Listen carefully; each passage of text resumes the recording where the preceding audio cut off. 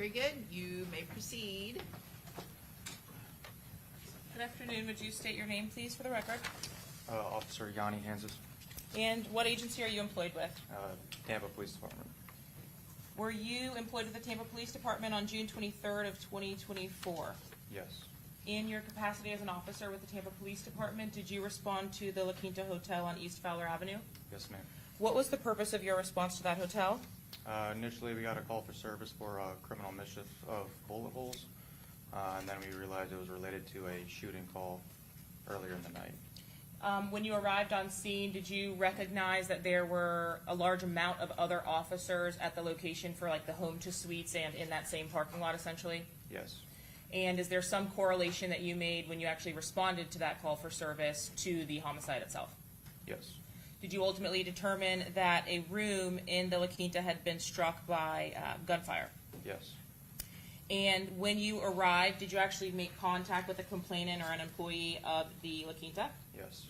And was he able to provide you with some items of evidentiary value or an item of evidentiary value when you actually arrived? Yes. What was that item? He provided me a piece of a bullet fragment.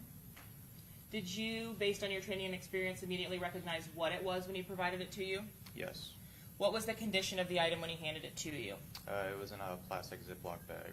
And is that how it had been provided to the manager of the La Quinta? He placed it into a Ziploc bag. On your own accord, did you take some photographs of the damage that you observed at that location? Yes. And did you also ask for crime scene to come out and take some photographs as well, or had crime scene taken photographs of the same location? Yes. Crime scene also came out and they took over photographs as well. Is that standard procedure for the Tampa Police Department? Yes, ma'am. And did you ultimately get access to the hotel room in which Mr. Pablo Gaibor and his family were staying? Yes, ma'am. Had the manager also confirmed the information of the occupants of that room? Yes. Mr. Gaibor, his family, whatever the contact information was? Yes. And did you create a report in this case to document that, ultimately providing that as a supplement to this homicide investigation? Yes. When you actually responded to the hotel room, did you take pictures or overalls of the room itself? Yes, I did. What about the exterior of the room? I did that as well. How were you able to find the essentially window of the room that had been struck? The manager led me to the outside window and pointed it to me. So the complainant was familiar, at least, with where the damage was internally and externally on the building. Yes. The state seeks at this time to introduce State's Exhibit 21A through T, Your Honor. Any objection, Mr. Gonzalez? No objection. Mr. Sonardi? No objection, Your Honor. Mr. Wise? There you Mr. Petrides? Admitted. So I'm going to show you, if you can see on the monitor in front of you, State's 21A. Is this the exterior of the La Quinta?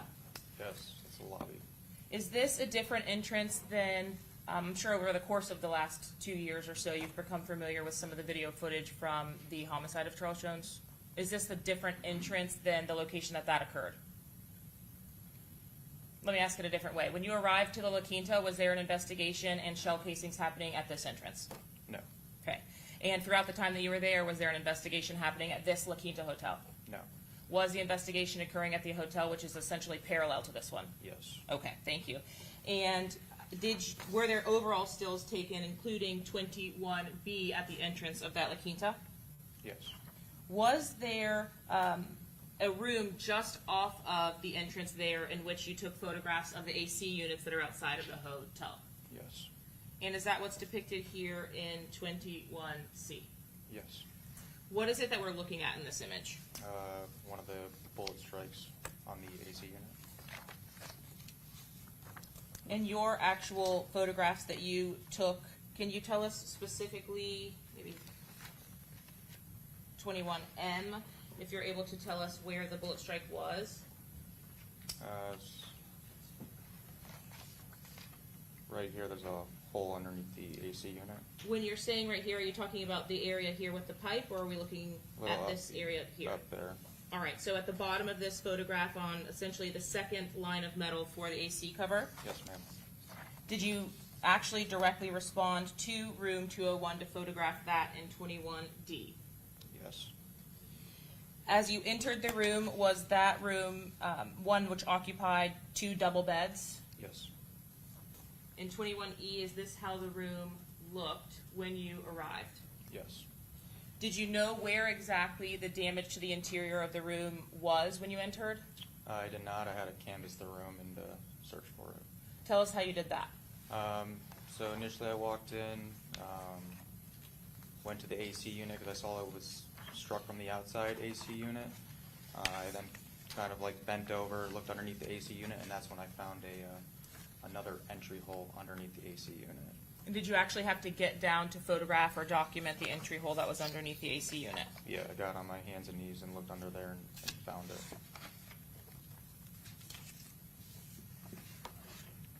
Was there other damage that you also documented from the same room? Yes, on the further west bed, at the foot of the bed, there was a burnt hole mark on the top sheet. And on this burnt hole mark, there was also more bullet fragment pieces. And then below that sheet, directly on the floor, was more fragment piece on the ground of the hotel. Starting first with what you said you were able to capture under the AC unit, could you take a full overall photo from a distance underneath the AC unit, or did the space not allow for that? Space did not allow us too narrow. Did you have the opportunity in States 21S to actually place your phone under the unit to photograph the damage? Yes. And is that what we're looking at here in 21S in the center of the photograph? Yes. Did you recognize that as damage consistent with the damage that you saw as an entry point on the exterior of the building? Yes. And as you followed that, was that in the path of travel to the damage that you had articulated you saw on the bedding? Yes. I'm showing you States 21P. Is this the bed that you were talking about? Yes, ma'am. Is that something that you yourself, when you were just canvassing the room, noticed that there was some kind of damage to the bed in 21P? Yes.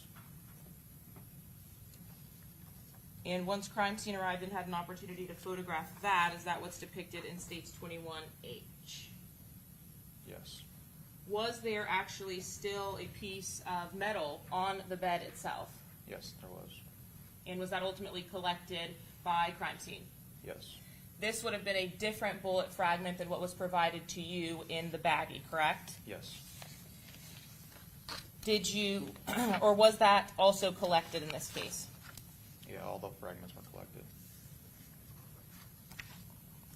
Underneath that same area at the foot of the bed, was there also another piece of a bullet fragment, 21I? Yes. And in 21J, is this that fragment right underneath or right on that bed area of that room? Yes. In the same room, was there some kind of debris underneath or around the AC unit as well that was documented by photograph in 21Q? Yes. And were you able to tell at least the source at which that was consistent with coming from? Were you able to see where that came from? That was the drywall that was broken from the strike. Just based on your training and experience, was that consistent with the trajectory of the entry point that you saw outside and then the entry point that you saw inside? Yes, ma'am. And lastly, does 21K fairly and accurately depict the baggie as you had received it from staff at the hotel? Yes.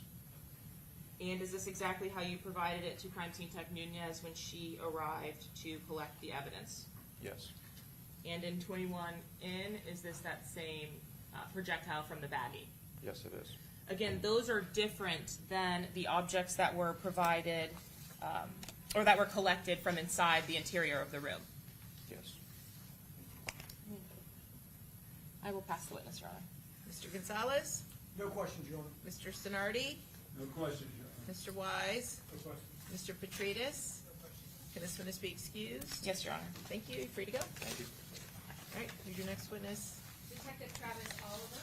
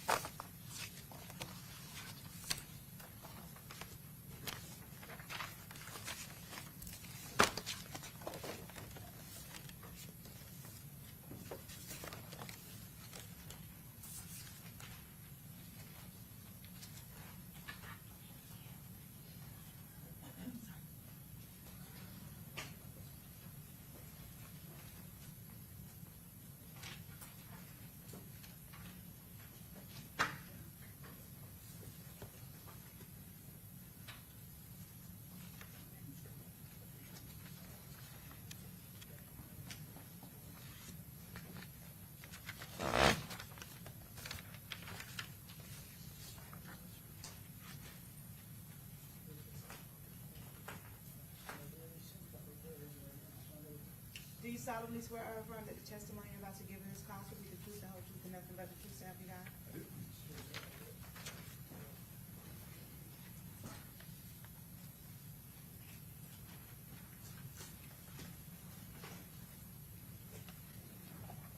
Okay, very good. You may proceed.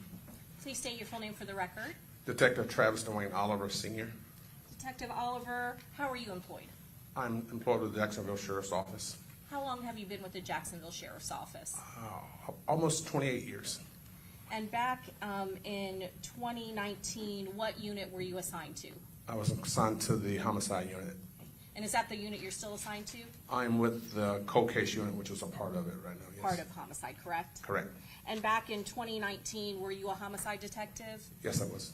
And back in February of 2019, did you respond to a homicide that occurred at 1646 West 45th Street in Jacksonville? Yes, I did. And were you the assigned homicide detective? Yes, I was. Was there, For the record, we're just gonna renew all our previous motions and objections. Okay, very good. All objections are preserved for the record, the same ruling from the court. You may proceed. did you respond to that location? Yes, I did. And can you tell us who was the victim of the homicide? The victim was Adrian Gainer, And how old was he, do you remember? 17. I'm sorry, what was the name? Adrian Gainer? Thank you. And does Jacksonville have a gang unit? Yes, they do. And as part of a homicide investigation, if there are some allegations or suspicion that there may be gang activity, how does that work with the Jacksonville Sheriff's Office? So the Jacksonville Sheriff's Office has a bunch of specialized units where you basically work in one division of the Sheriff's Office. So if we have a homicide where once the person is identified by the patrolman or whoever on scene, we have a database. If they run him through that database and establish that he's a certified gang member associated with a gang, the gang unit responds in addition to whatever specialized unit comes out. Did you yourself as a homicide detective, did you have special knowledge in the area of gangs, Jacksonville gangs? No, I do not. And so you did not have that intel or were not privy to that sort of information? That's correct. And they run their own investigation, is that correct? Yes. Do they also advise you and assist you whenever needed and provide you with information if they can? Yes, they do. And is this one of the cases where there was suspected gang activity? Yes. And you said that the victim was Adrian Gainer and he was 17 years old, is that correct? That's correct. At the time, were you aware that he had a nickname? Yes, I learned later on, probably after we arrived on scene or shortly after, that he had a nickname of Bibby. And you were one of the first homicide detectives assigned to the case, is that correct? That's correct. Through the years, there had been other detectives that were assigned with it? Yes, And there has been a recent plea that occurred in this case, is that correct? that's correct. And who pled to the murder of Adrian Gainer, known as Bibby? Hakeem Robinson. And is that something that happened recently? Yes, within the last couple of months. Okay. And I want to ask you about the location, 1646 West 45th Street. Where in Jacksonville is that located? Well, if you ask someone from the Jacksonville Sheriff's Office, it's the northwest quadrant of the city. If you ask someone else in Jacksonville, they call it the north side of Jacksonville. And so, can you tell us how Adrian, I keep saying Gainer, it's Gainer, correct? Gainer, yes. Gainer, I apologize. How was Adrian Gainer, how was he killed? He was shot multiple times. And you said that plea occurred recently, is that correct? That's correct. And did you, and I know that you are not familiar with gangs, but again, this was, there was suspected gang activity, is that correct? That's correct. And when the plea happened, you were not a part of the plea, is that correct? That's correct. All right, Your Honor, may I have one moment? Yes. Your Honor, at this time, we pass the witness. Okay. Mr. Gonzalez?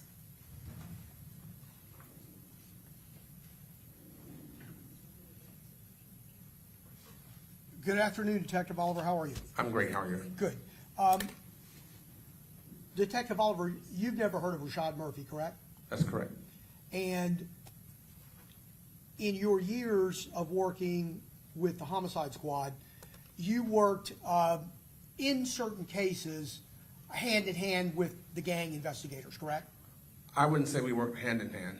Parallel. Yes, if I have something that's gang-related, I call gang. If I have something economically crimes-related, I call economic crimes. It's just whatever specialty I need to assist us, I call them. And when you do so, you do that because you desire, or it would be pertinent to have their involvement or have their assistance, correct? No, their assistant doesn't do anything for me in my homicide investigation. Okay. They are gang detectives. They come out when a gang member or someone associated with them is killed or involved in something. What they're doing have nothing to do with my homicide whatsoever. And you don't know what the association is in this particular case, correct? I don't know what they are in any of the cases. That's why we call them. Got it. And is that term, I don't want to make it up, is it called paralleling, or do you parallel? Well, we parallel, yes. Nothing further, thank you. Okay, Mr. Sonardi, any questions? Very briefly, huh? Good afternoon, Detective. Good afternoon. As I understand it, you're with the Jacksonville Sheriff's Office, correct? Correct. Been there 28 years, you said? Almost a couple months shy of 28 years, yes. Getting ready to retire, I presume? September this year, I'm done. Well, congratulations. Thank you. My understanding is the homicide of, is it Adrian Gainer, Yes, sir. known as Bibby? Yes, sir. That was back in 2019, correct? Correct. And did I understand you to just say that you, not you, but the Jacksonville Sheriff's Office or someone in Jacksonville just arrested Hakeem Robinson for that homicide? No, you're not understanding that. We did not just arrest him. He just took a plea on it. Oh, you took a plea on it? I didn't take one. He did. Okay, yeah, but someone at the state attorney's office. Was that Mr. Robinson? Yes. Okay. And so that the record is clear, none of these gentlemen here have anything to do with the homicide of Bibby, correct? That's correct. All right. And you don't even know who Damian Murphy is that correct? Never seen him in my life. Thank you, Detective. Have a good retirement, sir. Thank you. Okay, Mr. Wise?